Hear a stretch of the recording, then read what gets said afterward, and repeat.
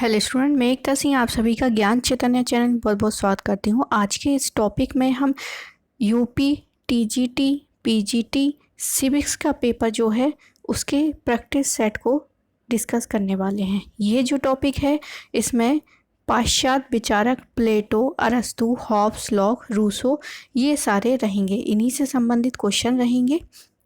तो शुरू करते हैं। सबसे पहले प्लेटो है। प्लेटो के अनुसार राज्य का निम्नतर रूप कौन सा है? तो सबसे निम्नतर रूप जो माना है वो है लोकतंत्र। ए ऑप्शन यहाँ पर सही हो जाएगा।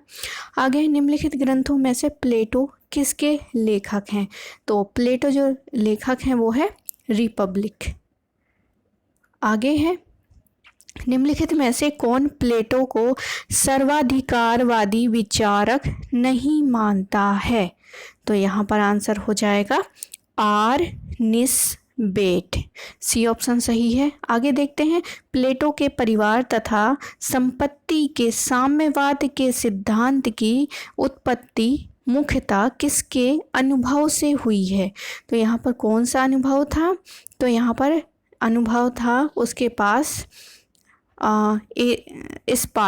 स्पार्टा के अनुभव के आधार पर ही प्लेटो ने क्या कर दिया? प्लेटो के परिवार तथा संपत्ति के साम्यवादी सिद्धांत की जो उत्पत्ति हुई है वो कहाँ से हुई है? स्पार्टा से। तो केवल 2 यहाँ पर सही हो जाएगा।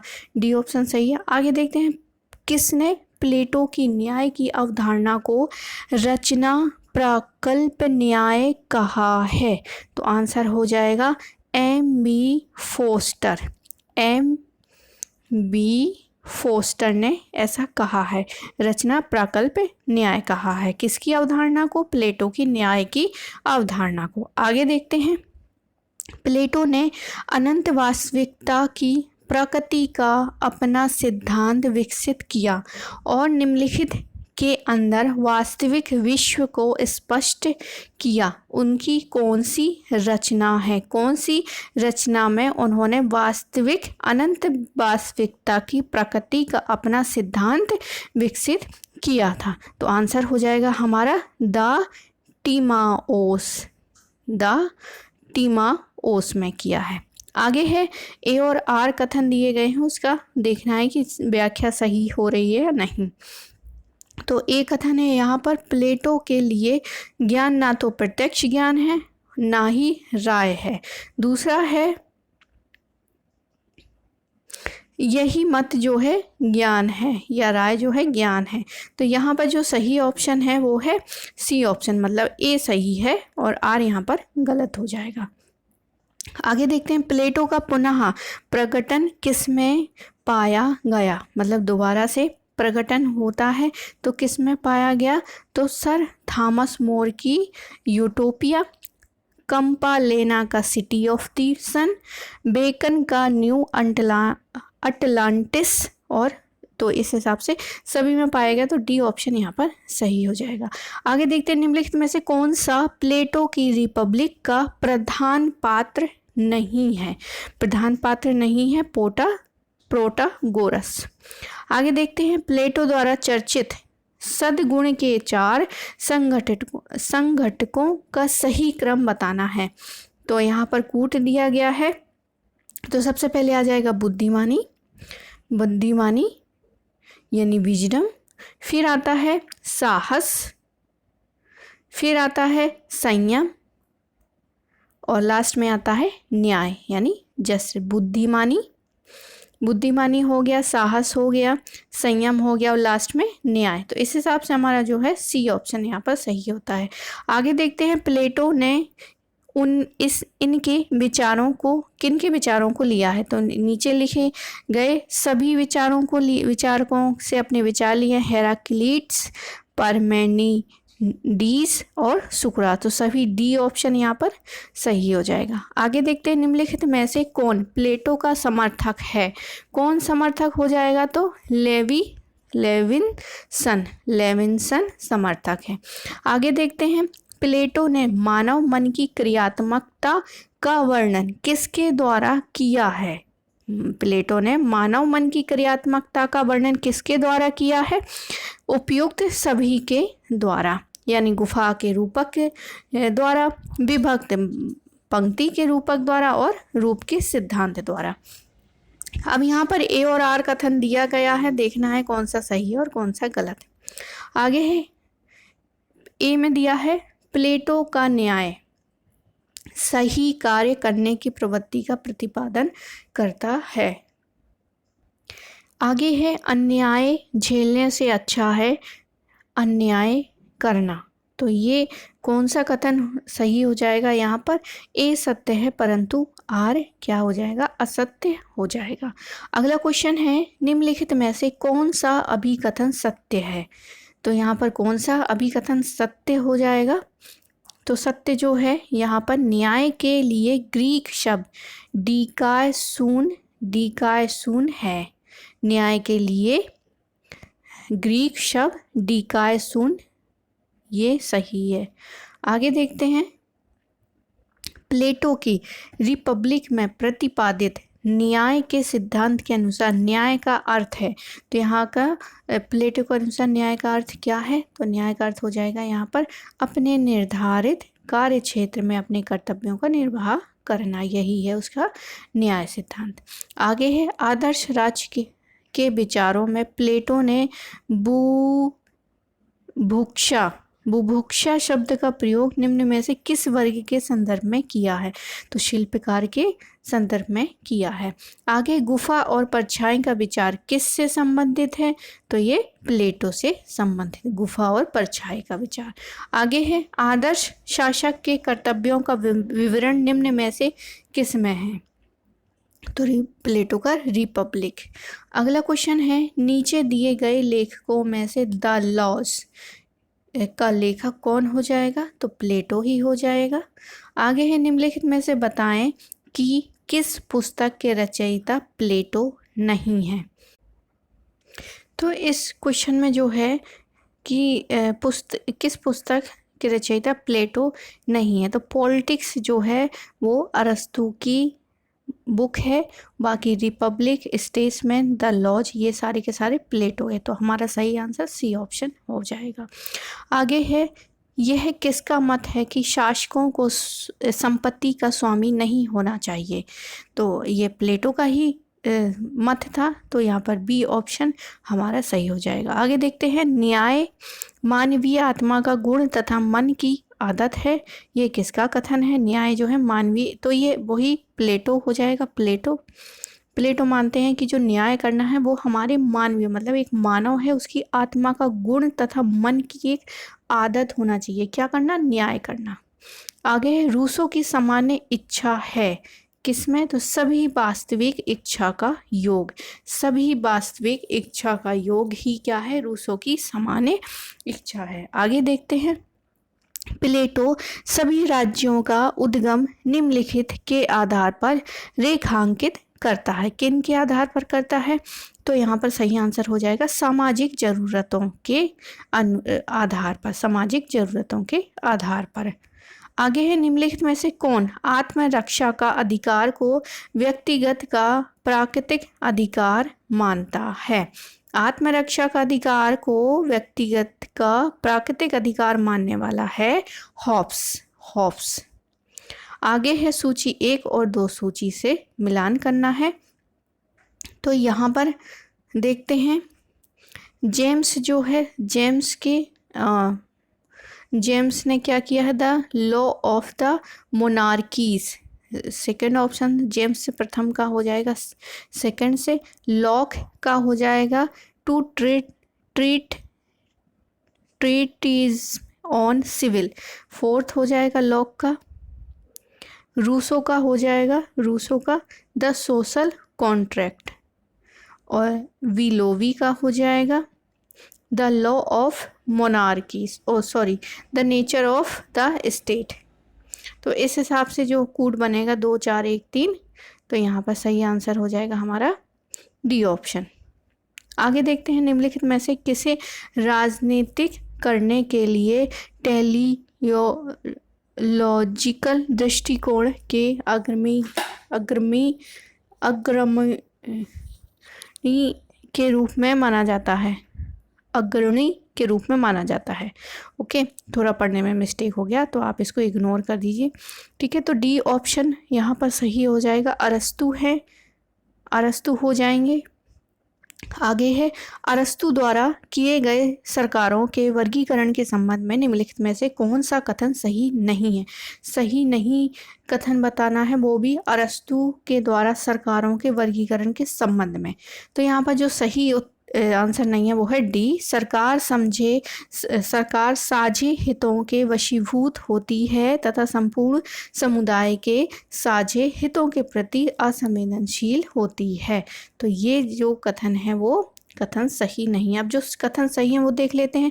सरकारों का वर्गीकरण शासन कार्य में शामिल लोगों की संख्या पर आधारित होता है, ये सही है। इस आधार पर कि क्या शासन आम हित यानी यथार्थ रूप में अथवा अपने हित विकृत रूप में शासन करते हैं। और आगे है वो है, सरकार अधिक प्रभावी तथा स्थायी होगी जो दीर्घकालीन हित में शासन करती है। डी ऑप्शन यहाँ पर सही नहीं है। आगे देखते हैं, अरस्तु के सर्वाधिक हित का सिद्धांत किस धारणा पर आधारित है। तो अरस्तु का सार्वजनिक हित जो है वो किस पे आधारित है, वो वितरणात्मक न्याय पर आधारित है। किस पर आधारित है, वितरणात्मक न्याय पर आधारित है। आगे देखते हैं, अरस्तु ने अपने समय में कुल 158 संविधानों का अभ्यास किया था। ठीक है, ये भी क्वेश्चन इम्पोर्टेंट है कि उसने अपने समय में कितने संविधान का अध्ययन किया था, तो 158 हो जाएगा। मतलब जब हम तुलनात्मक राजनीति पढ़ते हैं तो वहाँ पर ये जो है क्वेश्चन आता है, तो ये भी याद रखना है। जिसमें केवल आज जिसमें एक ही आज क्या है, विद्वान है, वो कौन सा है, वो कौन सा संविधान है, वो है एथेंस का संविधान। ई ऑप्शन सही हो जाएगा। आगे देखते हैं, निम्नलिखित में से कौन सी अरस्तु के संवैधानिक नियम की अभिव्यक्ति नहीं है। तो प्रजा की गरिमा से असंगत, प्रजा की गरिमा से असंगत। बाकी जो अभिव्यक्ति है, सार्वजनिक हित में शासन, ये अभिव्यक्ति है। विधि सम्मत शासन, ये भी अभिव्यक्ति है अरस्तु की। इच्छुक प्रजा की सरकार, ये भी है। तो कौन सा नहीं है, प्रजा की गरिमा से असंगत। अगला क्वेश्चन देखते हैं, निम्नलिखित में से क्या अरस्तु के राज्य सिद्धांत के बारे में सही नहीं है। तो राज्य की जैव अवधारणा, राज्य आवर्धित व्यक्ति के रूप में, केवल राज्य के सदस्य के रूप में है, व्यक्ति के अधिकारों का अस्तित्व है, व्यक्ति के लक्षण और राज्य के लक्षणों के बीच कोई विरोध नहीं है। तो यहाँ पर जो सही आंसर है, जो उससे मैच नहीं करता विचार अरस्तु से, तो वो है फोर्थ, केवल फोर्थ। आगे देखते हैं, तो डी ऑप्शन यहाँ पर सही हो जाएगा। ए और आर कथन दिए गए हैं। ए में दिया गया है, अरस्तु के अनुसार संवैधानिक शासक की अपने प्रजाजनों पर सत्ता दासों के ऊपर स्वामी की सत्ता से नितांत भिन्न है। कारण है क्योंकि दास जन्म से ही निम्न एवं स्वयं शासन के लिए अयोग्य हैं। तो कौन सा यहाँ पर कथन सही हो जाएगा, तो यहाँ पर ए और आर दोनों सत्य हैं और उसकी व्याख्या भी क्या हो रही है, सही हो रही है। आगे देखते हैं, अगला क्वेश्चन है, अरस्तु ने इसके द्वारा प्रदर्शित आदर्श राज्यों के समीक्षात्मक अध्ययन के प्रति अपने को अर्पित किया है। सभी के लिए डी ऑप्शन यहाँ पर सही हो जाएगा, फेलिस, हिप्पोडेमस और प्लेटो। आगे है, अरस्तु के कार्योत्पादन सिद्धांत में, अरस्तु के कार्योत्पादन सिद्धांत में निम्नलिखित का सही अनुक्रम क्या है। तो निम्नलिखित का सही अनुक्रम हमें बताना है यहाँ पर, भौतिक कारण, औपचारिक कारण, अंतिम कारण और निर्मित कारण। तो यहाँ पर जो सही है वो है, पहले है भौतिक कारण, उसके बाद है निर्मित कारण, सबसे पहले है भौतिक कारण, फिर उसके बाद है निर्मित कारण, फिर उसके बाद है औपचारिक कारण और अंतिम को सबसे अंतिम में रखना है। तो इस हिसाब से जो सही ऑप्शन है वो है डी। आगे देखते हैं, अरस्तु के संबंध में कौन सा कथन सही नहीं है। पुरुष स्वभाव से असमान है, उच्च के प्रति निम्न की अधीन स्थित, स्त्रियां स्वभाव से पुरुषों के अधीनस्थ होती हैं, दास प्रथा उचित सिद्ध की गई है क्योंकि यह दास के लिए श्रेष्ठ स्थितियां नहीं दिलाती हैं। तो यहाँ पर जो है डी ऑप्शन यहाँ पर सही हो जाएगा। आगे देखते हैं निम्नलिखित में से कौन विचारक संपत्ति को नैसर्गिक मानता है। तो अरस्तु यहाँ पर हो जाएगा। यह दृष्टिकोण कि सरकारें एक निश्चित चक्र के अनुसार परिवर्तित होते हैं किसने व्यक्त किया था? तो यह अरस्तु ने ही व्यक्त किया था। अरस्तु के अनुसार सरकार का सर्वोत्तम प्रकार है, तो सरकार का सर्वोत्तम प्रकार हो जाएगा पॉलिटी। वितरणात्मक न्याय का अग्रणी प्रतिपादक था, तो कौन था? तो वो हो जाएगा अरस्तु।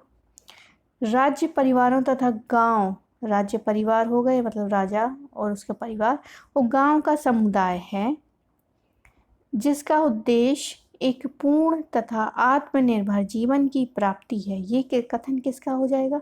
तो ये कथन भी अरस्तु का है। आगे देखते हैं, यह किसका कथन है? अपने जन्म के समय से ही कुछ लोग पराधीनता के लिए नियत होते हैं और कुछ लोग शासन करने के लिए। तो ये भी कथन किसका है? हो जाएगा अरस्तु का। अब आगे है हॉब्स के लिए फेलिसिटी का अर्थ क्या हो जाएगा? फेलिसिटी का अर्थ हो जाएगा यहाँ पर उन वस्तुओं से जिनको आदमी पाने की समय समय पर इच्छा करता है, पाने में निरंतर सफलता। तो बी ऑप्शन यहाँ पर सही हो जाएगा। हॉब्स के अनुसार वो सारी चीज़ें इंपॉर्टेंट थी। आगे है निम्नलिखित में से किसने लोकतंत्र को शासन के आदर्श रूप में स्वीकार नहीं किया है? किस व्यक्ति ने आदर्श रूप में स्वीकार नहीं किया है? तो आंसर हो जाएगा हॉब्स। आगे है हॉब्स के सामाजिक अनुबंध के सिद्धांत का सार तत्व है सभी लोगों का संप्रभु के प्रति पूर्ण समर्पण। किसके लिए समस्त अस्तित्व एकदम गतिशील पदार्थ है? तो आंसर हो जाएगा हॉब्स।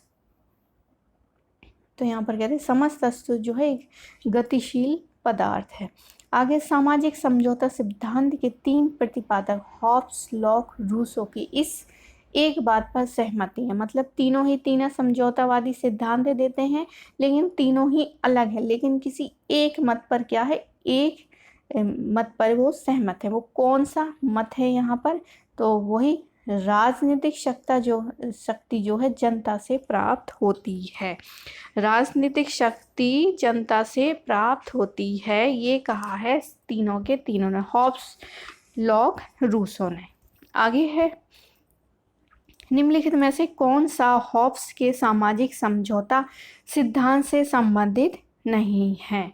अब हॉब्स की सामाजिक सिद्धांत से संबंधित नहीं है कौन सा? सत्ताधारी के विरुद्ध करना, सत्ताधारी के विरुद्ध करना।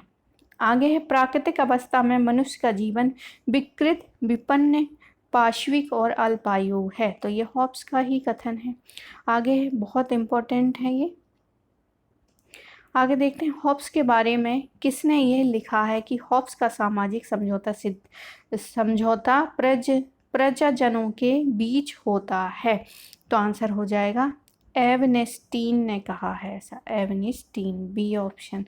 आगे देखते हैं हॉब्स ने जिस सिद्धांत का खंडन किया है वह है, कौन सा खंडन किया है? तो देवीय अधिकार का खंडन किया है। आगे है हॉब्स के अनुसार अनुबंध हुआ है, हॉब्स के अनुसार अनुबंध हुआ है किन किन के बीच? समाज, प्राकृतिक अवस्था में रहने वाले लोगों के बीच, प्राकृतिक अवस्था में रहने वाले लोगों के बीच। आगे है रूसो के अनुसार प्राकृतिक अवस्था के प्रारंभिक चरण में मनुष्य का जीवन अत्यंत सादा एवं सुखी था, किंतु बाद में यह भ्रष्ट हो जाता है। तो ये किसका कथन हो जाएगा? संपत्ति के विकास के कारण, संपत्ति के विकास के कारण। अगला निम्नलिखित में से कौन सा युग्म जो है सुमेलित है? तो सुमेलित जो है हॉब्स का ये वाला नहीं है सही, अरस्तु का रिपब्लिक नहीं है, जेम्स ब्राइट का मॉडर्न डेमोक्रेसी ये सही हो जाएगा, Robert A Dahl Grammar of Politics ये भी सही नहीं है। जो भी सही है यहाँ पर वो है सी ऑप्शन, जेम्स ब्राइट का मॉडर्न डेमोक्रेसी। आगे है रूसों के सामाजिक समझौते के बारे में क्या सत्य है। क्या सत्य है, यहाँ पर मनुष्य नागरिक स्वतंत्रता प्राप्त करता है। आगे है हॉब्स के लेवियाथन में प्रयुक्त कॉमनवेल्थ शब्द का अर्थ क्या है। तो संप्रभुता से संबंधित, कॉमनवेल्थ शब्द का अर्थ है संप्रभु। आगे है लॉक के अनुसार प्राकृतिक अवस्था में व्यक्तियों को इनमें से कौन प्राकृतिक अधिकार प्राप्त थे। तो जीवन, स्वतंत्रता और संपत्ति, सी ऑप्शन यहाँ पर सही हो जाएगा लॉक के अनुसार। लॉक के अनुसार निम्न में से कौन सा प्राकृतिक अधिकार नहीं है। तो समानता, यहाँ पर प्राकृतिक अधिकार नहीं है। आगे है प्राकृतिक अधिकारों के सिद्धांत के प्रवर्तक कौन है। तो प्राकृतिक अधिकारों के सिद्धांत के प्रवर्तक हो जाएंगे हमारे जॉन लॉक। आगे है लॉक की प्राकृतिक अवस्था थी। तो पूर्व सामाजिक, पूर्व सामाजिक। आगे है कुछ कूट दिए गए हैं, उसको क्या करना है, मिलान करना है। तो सबसे पहले प्राकृतिक अवस्था होती है। प्राकृतिक अवस्था होने के बाद एक सामाजिक अनुबंध होता है।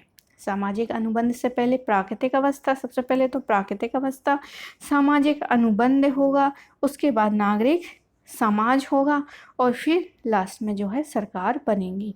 तो हमारा जो ऑप्शन होगा वो सी ऑप्शन यहाँ पर सही हो जाएगा। आगे देखते हैं निम्नलिखित में से कौन सा चिंतक यह सुझाव देता है कि संपत्ति का अधिकार जीवन तथा स्वतंत्रताओं का आधार है। तो आंसर हो जाएगा लॉक। आगे है अगला क्वेश्चन है निम्नलिखित में से किसने स्वीकार किया है कि व्यक्तियों ने राज्य में प्राकृतिक अवस्था के अपने प्राकृतिक अधिकारों के साथ प्रवेश किया है। तो ये लॉक का ही कथन है। आगे है लॉक ने जिस सिद्धांत की दार्शनिक आधारशिला रखी है वो कौन सी है। तो आंसर होगा संवैधानिक राजतंत्र। संवैधानिक राजतंत्र की लॉक ने आधारशिला रखी है। आगे देखते हैं निम्नलिखित में से कौन एक सामान्य इच्छा की विशेषता नहीं है। तो अस्थायी यहाँ पर सही हो जाएगा। आगे देखते हैं लॉक ने किस सिद्धांत का समर्थन किया है। तो लॉक ने जो समर्थन का सिद्धांत किया है वो है सीमित संप्रभुता का। सीमित संप्रभुता का लॉक ने सिद्धांत का समर्थन किया है। रूसों की सामान्य इच्छा के संबंध में कौन सा कथन सही नहीं है। वो सदैव जनहित में होती है। ओके, यहाँ पर जो है यह सबकी इच्छा है। ये सबकी इच्छा जो है रूसों का सामान्य सिद्धांत से संबंधित सही कथन नहीं है। बाकी ये सारे के सारे यहाँ पर सही है। ओके, अगला क्वेश्चन है निम्न में से कौन प्राकृतिक स्वतंत्रता का समर्थक है। प्राकृतिक स्वतंत्रता का समर्थक हो जाएगा लास्की। Yes, Laski.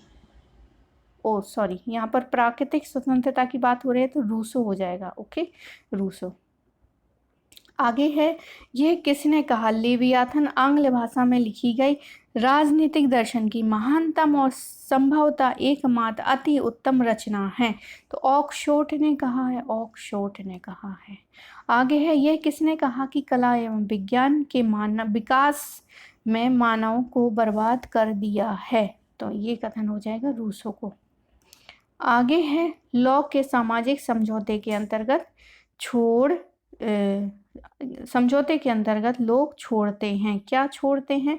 तो यहाँ पर सही आंसर हो जाएगा यहाँ पर प्राकृतिक कानूनों की व्याख्या तथा उन्हें क्रियान्वित करने का अधिकार क्या कर देते हैं, छोड़ते हैं सामाजिक समझौते के अंतर्गत।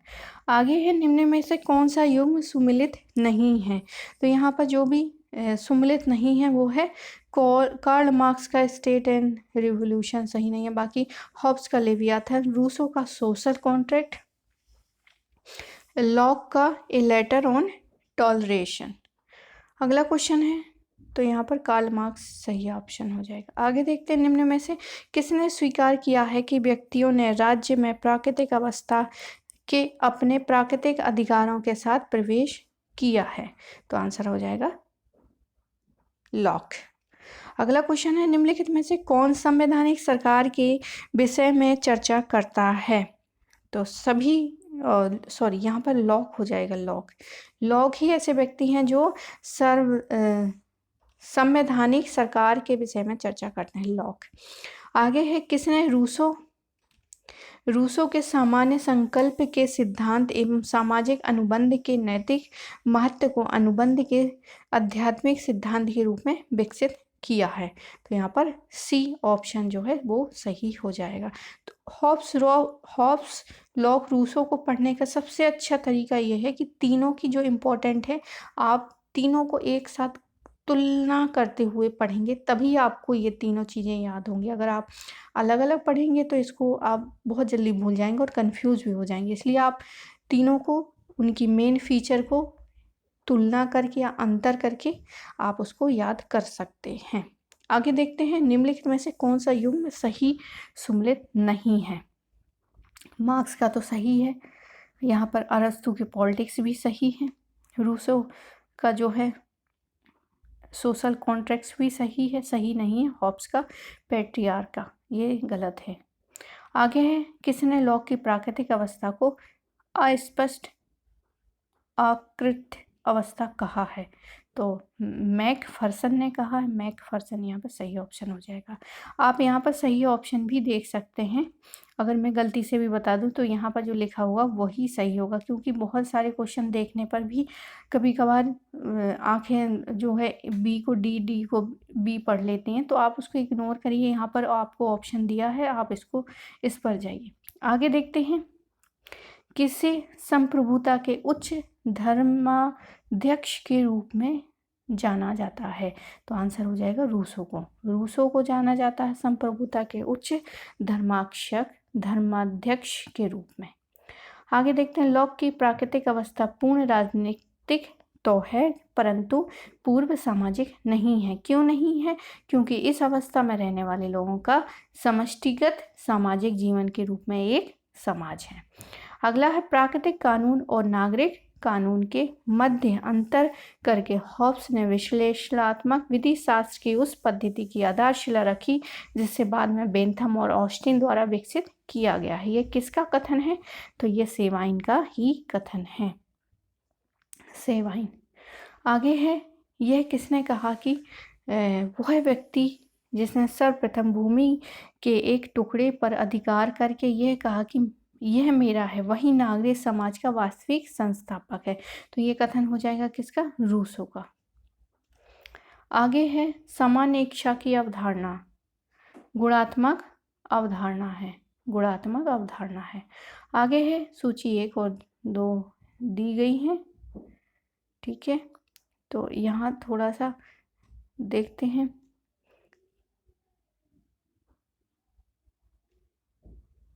तलवार के बिना प्रसंविदा मात्र है। तो ए ऑप्शन का हो जाएगा थर्ड ऑप्शन में कौन है? हॉब्स, ठीक है। तो आप इसको देख लीजिए, बहुत ज़्यादा हौच पौच दे रखा है तो इसको स्किप कर देते हैं इस क्वेश्चन को। आगे देखते हैं, संपत्ति के श्रम सिद्धांत का प्रथम प्रस्तुतकर्ता कौन है? तो आंसर हमारा होगा लॉक।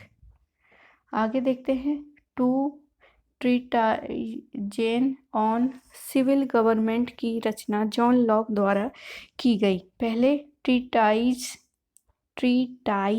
यानी निबंध का प्रतिपाद विषय क्या था? तो प्रतिपाद विषय था रॉबर्ट फिल्मर की आलोचना।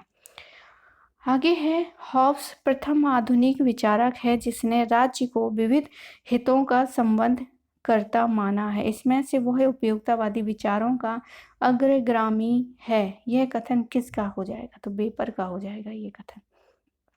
आगे देखते हैं, निम्नलिखित में से किसने सुझाया था कि नागरिकों को अपनी इच्छा का दमन करना चाहिए और सार्वजनिक कल्याण की सामूहिक चेतना का विकास करना चाहिए? तो आंसर हो जाएगा रूसो का। आगे है, कथन 1 और 2 का हमें इसमें देखना है कौन सा सही है और व्याख्या कर रहा है या नहीं। तो यहाँ पर ए है, प्रत्येक न्याय संगत सरकार प्रजातांत्रिक होती है, और दूसरा है रूसो स्थित गणतंत्र में पैदा हुआ है। तो यहाँ पर सही ऑप्शन जो है वो है, दोनों सही है परंतु सही व्याख्या नहीं कर रहे हैं। आगे देखते हैं, यूनानी विचारकों द्वारा न्याय के किस पहलू पर बल दिया है? तो नैतिक पहलू पर बल दिया है। राज्य की प्राकृतिक और उसके कार्यों की उदारवादी विचारधारा को सर्वाधिक सुस्पष्ट रूप से प्रस्तुत करने वाला कौन है? तो जॉन लॉक है। आगे है, Two Treaties on Civil Government के लेखक कौन हो जाएंगे? तो लॉक हो जाएंगे। आगे है, सूची 1 और 2 से मिलाना है। धर्मनिरपेक्ष का सिद्धांत किसने दिया था? तो धर्मनिरपेक्ष का सिद्धांत मैकाइवली ने दिया था। आगे देखते हैं, सहमति का सिद्धांत जो है, सहमति का सिद्धांत लॉक का हो जाएगा। व्यक्तिवादी सिद्धांत हो जाएगा हॉब्स का, और स्वतंत्रता का सिद्धांत हो जाएगा रूसो का। तो इस हिसाब से बी ऑप्शन यहाँ पर सही हो जाता है। आगे, मनुष्य जन्म से स्वतंत्र परंतु सर्वत्र बेड़ियों से जकड़ा हुआ है। मोस्ट इम्पोर्टेंट क्वेश्चन है ये।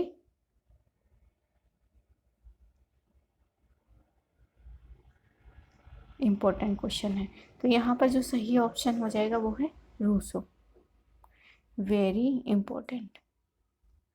आगे देखते हैं, निम्न में से किस मध्ययुगीन विचारक ने अरस्तु के मूल्य राजनीतिक विचारों को अपनाया है? तो आंसर हो जाएगा संत थॉमस एक्विनास।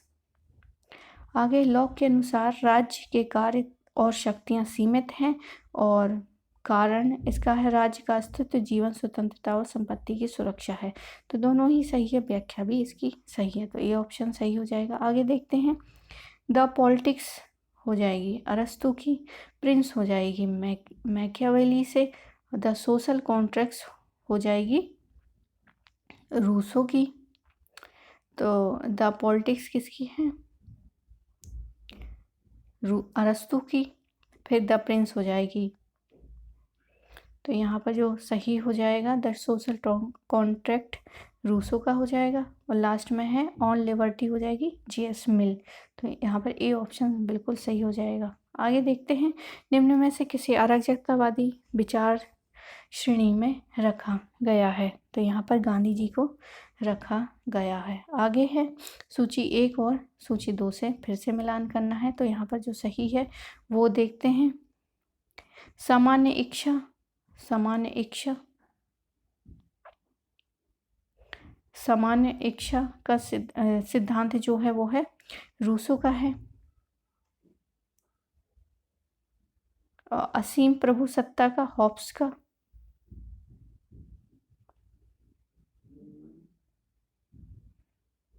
और नव राजनीतिक विज्ञान जो है वो है मैकाइवली का हो जाएगा। तो इस हिसाब से जो सही आंसर बनता है वो है सी ऑप्शन। और बाकी जो एक बचा है, आप यहाँ पर थोड़ा सा इसको देख लीजिए क्योंकि यहाँ पर जो है थोड़ा गड़बड़ है यहाँ पर, ठीक है। तो लेकिन सी ही हमारा सही ऑप्शन होगा। सामान्य इच्छा हो जाएगी रूसो, असीम प्रभु सत्ता हो जाएगी हॉब्स, और जो राजनीतिक विज्ञान है वो मैकाइवली, और एक बचता है हमारा सीमित सरकार, तो लॉक हो जाएगा। आगे देखते हैं, तो 100 क्वेश्चन ही करेंगे हम यहाँ पर।